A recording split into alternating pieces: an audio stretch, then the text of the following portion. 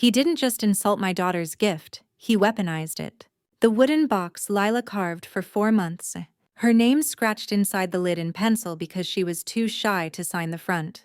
Hit her cheek with a crack that silenced a backyard full of people. My brother Mason laughed. Like cruelty was a party trick. Our parents glanced over their red plastic cups and smirked. The way people do when they want you to be small enough to swallow what hurts. I didn't raise my voice. I memorized the angle of the lid, the smear of blood by Lila's mouth, the chorus of phones warming up to record the drama. I took a single picture. Mason's 2019 BMW, the car tied to the loan I had co-signed. Then, on the family group chat, I wrote one line and sent the photo. From today, you're on your own. Everything stops. You want to understand what led to that moment. Start in my kitchen 2 years after my divorce, when quiet started feeling like a luxury brand. I was 38, a remote software engineer earning a clean $115,000 with benefits that made the single mom math possible. No commutes, no fluorescent office lights, no sprint planning small talk I had to survive with a coffee smile. Just code and the certainty that the bills would clear. My daughter, Lila, colored desert flowers at the table while Mason slid a glossy folder across the wood like a magician revealing a trick. Barrio Viejo storefront, hand-thrown mugs, desert bloom glazes, tourists drifting through with cameras and straw hats. He had projections, a break-even line at 18 months, profit margins inked in black. For once, the dream had numbers attached. The lender we met downtown, Lane Foster, wore the kind of watch that says, "I've seen men sell their futures twice." He spoke in plain terms. Fee, 5% interest, $1,400 monthly principal, 5 years. Full title on the BMW as collateral. Mason signed like the pen was burning his fingers. I signed after, throat tight, pulse steady. That afternoon, the dealership transferred the car title. The first 6 months hummed. Payments landed the first of the month, crisp as a metronome. Mason sent me pictures of shelves glazed like sunrise, kilns burning at midnight, tourists smiling with paper bags. I let myself believe I was helping him become the version of himself he told us about since we were kids. The artist finally taken seriously. Then the texts thinned into excuses. Clay shot up in price. A supplier ghosted him. A week late turned into 2. I drove to Barrio Viejo one Tuesday at 4 in the afternoon and found the lights off, dust settling on bowls that had never met hands. He answered from a bar patio, his voice sliding lazily around the word slow. Meanwhile, my account continued to spit out $1,300 on the dot for our parents' rent, diabetes mills, groceries, the Wi-Fi they used to stream shows and share memes that never mentioned me. I told myself this was a tunnel. Tunnels have ends. At work, Casey caught the transfer alerts reflecting in my glasses during a screen share. Rowan, she said. The name I kept for the woman who paid everyone else's bills and still delivered clean code. You're financing grown adults who decided your gratitude was their income stream. I shrugged and made a joke. Because jokes feel cheaper than admitting you're scared. Blood doesn't default. I told myself. Family doesn't invoice interest. And then the party. Chili lights strung across a carport. Cousins I hadn't seen in years performing their version of nostalgia. Lila walked in holding the box, the way a person carries an apology they hope will be forgiven. She'd saved for the hinges, etched little saguaro spines along the edges with a cheap wood-burning pen she begged me to buy. "Happy 33rd, she said, voice pitched toward the boy who once pushed her on a swing until his arms hurt. Mason flipped the lid, saw an empty velvet lining designed for the watch he never deserved, and curled his mouth. "Handmade junk," he said, loud enough to teach me how quickly love can be turned into an audience. The hinge scraped Lila's cheek. She didn't cry. She stepped back, jaw locked. My father chuckled. Just a breath. Just enough to mark his place on the map of my life. My mother wiped salsa from her fingers and murmured something about kids and their crafts. A cousin lifted her phone. I thought about all the nights I set early alarms to move money between accounts so other adults could sleep. I took the photo of the BMW. I sent my line, We left to the sound of phones buzzing like locusts. At home, Lila taped the lid together without a word and started a new sketch with harder angles. I opened my banking app and hovered over the autopay that carried my parents each month like a raft. My finger trembled. I clicked disable. The confirmation ping was the cleanest sound I'd heard in 8 years.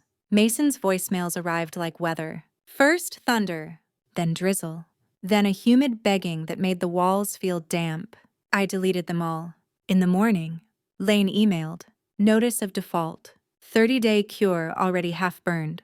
I sent the repo order with a politeness I usually reserve for code reviews. At 9:45 p.m., the live feed from the tow company arrived. In it, my brother paced outside his shop wearing yesterday's linen. Phone at his ear, posture cracked. The flatbed slid into frame, hooks clinked.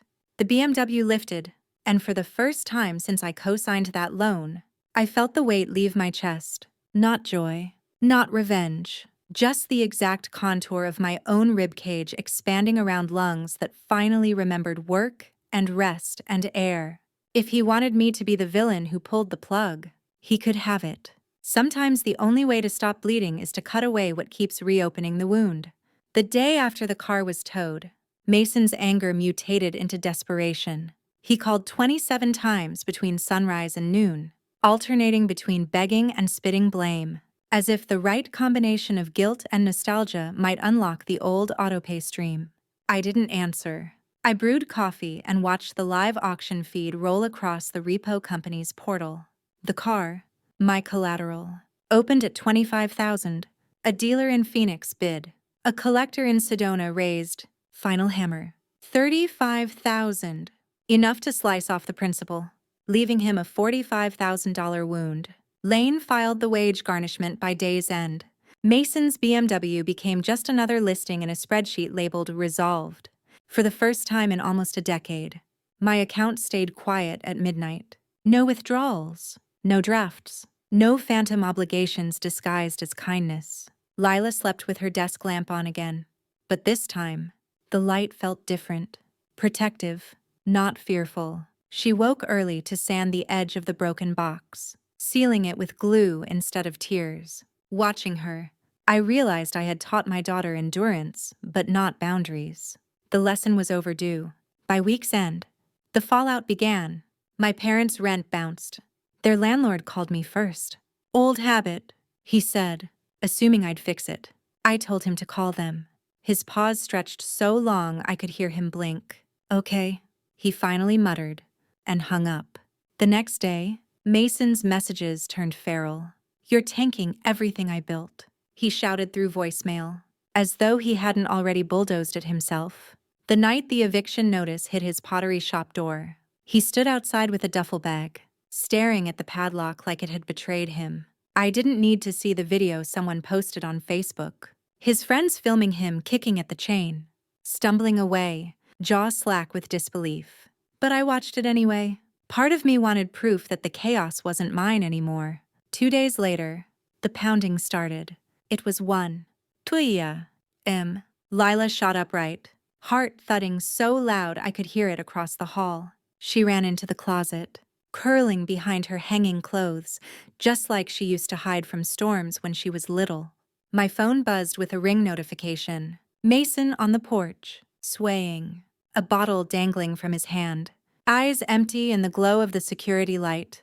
You ruined my life, he screamed, slamming the door with the side of his fist. Each hit sounded like punctuation to years of swallowed anger. I called 911 in a whisper. The dispatcher's voice was steady, practiced. Keep the line open. Units are on the way. The sirens arrived faster than my breathing slowed. When they cuffed him, he kept shouting about family loyalty and betrayal, as if those words had never been currency he'd spent to the last dime. The officer asked if I was okay. I nodded, though my knees trembled so hard I had to lean against the wall. In the morning, I filed for a restraining order. 200 yards, no contact. Mason signed under protest, his signature jagged, unfinished. The first violation came within 48 hours. A call from an unknown number, heavy breathing, then silence. The trace led to a gas station burner, The second came when he borrowed a friend's car to park across the street. Engine idling. Just far enough to pretend coincidence. The judge warned him, one more breach, and it's jail. After that, he vanished. Lila slept with her lamp on for a month. I left it alone. Healing isn't linear. It's a flickering bulb that dims before it steadies. I changed the locks, installed smart deadbolts, built our safety into muscle memory. One beep at the door meant we were home. Then came the protest signs. My parents, standing outside the company gate at rush hour, holding cardboard scrawled with black marker. Ungrateful daughter. My father leaned on his cane, lungs rattling. My mother's lipstick bled into the wrinkles around her mouth. Security escorted them off property. Hands gentle but firm. HR documented everything. Sent me a sympathetic email that read like a legal disclaimer. That night, I sat on the couch and tried to locate the version of myself who used to panic over their grocery list. I couldn't find her. I found exhaustion, relief, and something sharper. A resolve that borders on cruelty, but is really just self-preservation. I owed them nothing they hadn't already consumed. A week later, the eviction notice appeared on their own door. 3 days to pay or quit. They called the front desk at my company, left voicemails for Rowan the engineer, saying their daughter was heartless. HR flagged them as harassment. The landlord changed the locks 14 days later. I heard they moved into a cheap motel off the highway, living off vending machine pastries and prayer chains. When I told Lila, she only asked, "Will they be okay?" I said, "They'll have to be." She nodded, tracing her finger along the grain of her new project. A puzzle box. This one sharper. Seamless. Impossible to open without knowing the trick. She didn't say what it meant. She didn't have to. The weeks that followed were eerily still, as if silence itself had been waiting for permission to move back in. No more calls. No pounding at the door. No rent withdrawals tearing through my account before dawn. Just quiet. It felt foreign. Almost guilty at first. But then it began to settle, like dust finding its rightful place after a storm. Lila's sleep deepened. She no longer woke at every car passing on the street. The lamp stayed off. We were reclaiming ordinary life one unremarkable night at a time. Then, the letter arrived. No return address. Just my name in uneven blue ink. Inside were 3 pages torn from a yellow legal pad. The lines faintly smudged by coffee and time. Mason's handwriting trembled between remorse and manipulation. "Sis, I was wrong. The car, the rent, the shop, all of it. I took you for granted. Dad's diabetes is bad. They're saying amputation if we can't pay. Please forgive me. Just one more chance."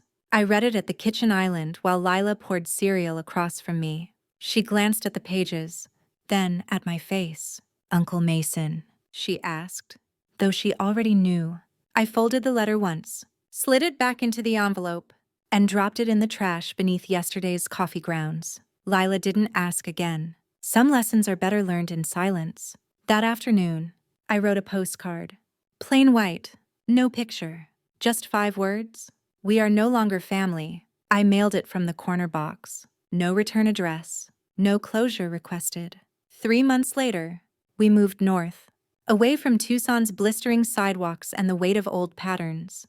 The new house was quiet, 2 stories, adobe walls the color of sand, citrus trees lined the yard, and Lila's room overlooked the Catalina foothills. We planted marigolds in the front garden because they thrived on neglect, blooming brightest where the soil was dry. I changed every number, every email, every contact that tethered us to the past. The bank account stayed in my name alone. Lila built her own workshop in the garage, a modest bench and a set of power tools she bought from her birthday money. She started carving again. Boxes, jewelry holders, small keepsakes. Her hands were steady, her expression thoughtful. When she entered a cedar jewelry box at the county fair, I barely recognized the confidence in her stance as she accepted second place. She smiled at me from the stage, and I realized the prize didn't matter. What mattered was the transformation in her eyes. No trace of fear, no flicker of waiting for approval that would never come. I advanced at work, promoted to senior engineer, the stock options vested, My manager congratulated me on finally focusing on yourself. I didn't tell her it wasn't focus, it was survival. Casey and I started hosting virtual game nights again. The kind where laughter filled the gaps once occupied by guilt. Our kids built Lego castles in the background. Sometimes, between turns, she'd say, "You look lighter, Rowan." And I'd answer, "Because I stopped carrying people who never learned to walk." Rumors drifted in through distant cousins' social media posts. Mason was still in Tucson, driving Uber Eats in a dented Civic borrowed from a friend, living out of parking lots. My parents bounced between weekly motels. Food stamps approved. My father's foot saved by a charity clinic. Half a victory, half a reminder. My mother picked up a cashier shift at a dollar store. None of them reached out again. I didn't block them this time. There was nothing left to block. One afternoon, while hiking in Sabino Canyon, Lila asked, "Do you ever miss them?" The desert wind whistled between rocks, carrying the faint smell of creosote. I thought about her question longer than I should have. "I miss who I thought they were," I finally said. She nodded, adjusting her backpack strap. "Me too." Then she started walking again, her pace light, her shadow long against the golden dirt. We built a smaller circle, but a real one. There was no drama, no midnight apologies, no performative love, just laughter echoing in a house we paid for ourselves. Meals cooked without resentment, mornings unbroken by demands. Lila's workshop hummed with the sound of sandpaper on wood, a rhythm of creation rather than survival. I'd sit by the window coding, glancing up sometimes to see her grin at her own progress. Peace, I learned, isn't cinematic. It's not fireworks or final confrontations or applause. It's the quiet hum of an air conditioner at night, the sound of your daughter's laughter from another room, the knowledge that every dollar you earn belongs to no one but you. It's waking up without dread. It's freedom from the illusion that family means obligation. When I think back to the party, the wood cracking against Lila's face, the laughter that followed, I no longer feel the sharp sting of humiliation. What I feel is clarity. Some people call it vengeance. I call it release. Letting go wasn't punishment, it was self-respect. And in the end, that's what survives when everything else burns away. Thank you for watching. If this story spoke to you, if you've ever had to choose peace over blood, remember, you're not alone. Subscribe to Vengeance Within for more stories of strength, justice, and the quiet power of reclaiming your life.